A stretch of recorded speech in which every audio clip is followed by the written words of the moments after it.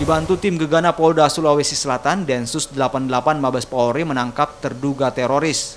Dalam penangkapan ini, 2 terduga teroris terpaksa ditembak karena melakukan perlawanan saat akan ditangkap. 2 jenazah terduga teroris saat ini berada di Rumah Sakit Bayangkara yang diantar langsung oleh tim Densus 88 Anti Teror Mabes Polri.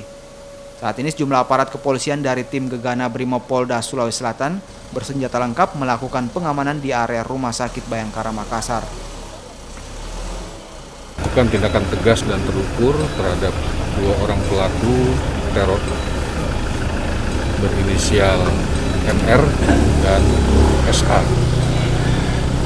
Dari hasil penyelidikan awal bahwa kedua pelaku ini merupakan jaringan dari kelompok JAD yang memiliki keterkaitan dan keterlibatan pengeboman gereja di Jolo, Filipina.